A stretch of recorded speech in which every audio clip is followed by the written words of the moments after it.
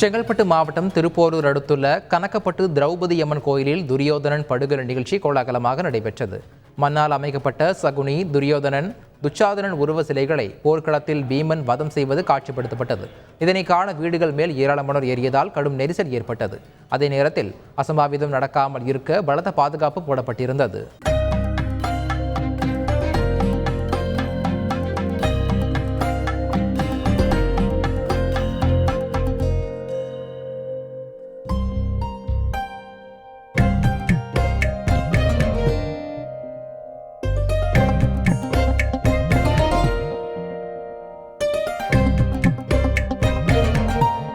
தென்காசி மாவட்டம் சங்கரன்கோவில் சங்கர நாராயணர் சுவாமி திருக்கோயில் ஆடி தபசு 4ஆம் நாளில் ஆந்திர முன்னாள் அமைச்சர் ரோஜா கலந்து கொண்டு சாமி தரிசனம் செய்தார். கடந்த சில நாட்களுக்கு முன் ஆடி தபசு திருவிழா கொடியேற்றத்துடன் தொடங்கியது. இதன் 4ஆம் நாள் விழாவில் ஆந்திர முன்னாள் அமைச்சர் ரோஜா கலந்து கொண்டு சாமி தரிசனம் செய்ததுடன் சப்பர வீதி விழாவில் கலந்து கொண்டார். செங்கல்பட்டு மாவட்டம் திருப்போரூர் அருகே தையூரில் திரௌபதி அம்மன் கோயிலில் துரியோதனன் படுகொலை நிகழ்ச்சி விமர்சையாக நடைபெற்றது. நிகழ்ச்சியில் துரியோதனனின் பிரம்மாண்ட உருவம் மண்ணால் வடிவமைக்கப்பட்டிருந்தது. திரௌபதி அம்மன் வலம் வந்த பின்னர் அங்குள்ள இளைஞர்கள் மற்றும் பொதுமக்கள் பாட்டு பாடி ஒப்பாரி வைத்தனர்.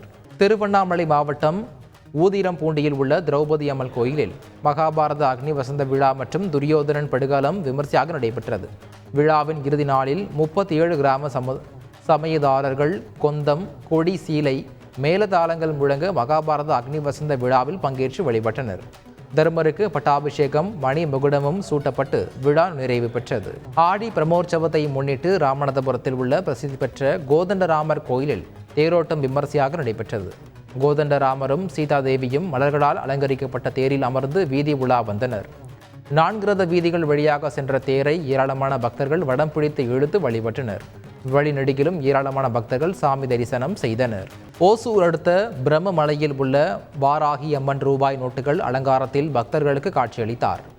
ஆஷாட நவராத்திரியை முன்னிட்டு கடந்த 6ஆம் தேதி முதல் பிரம்மமலை ஸ்ரீ மகா வாராகி அம்மன் நாள்தோறும் வெவ்வேறு அலங்காரத்தில் காட்சியளித்து வருகிறார். இந்நிலையில் ரூபாய் நோட்டுகள் மற்றும் நாணயங்கள் அலங்காரத்தில் பக்தர்களுக்கு காட்சியளித்தார். இதில் ஏராளமான பக்தர்கள் கலந்து கொண்டு அம்மனை வழிபட்டு சென்றனர். கள்ளக்குறிச்சி மாவட்டம் சங்கராபுரம் அடுத்த மணலூரில் புதிதாக கட்டப்பட்ட 23 அடி உயர வனபத்திர காளியம்மன் சிலைக்கு கும்பாபிஷேகம் விமர்சையாக நடைபெற்றது.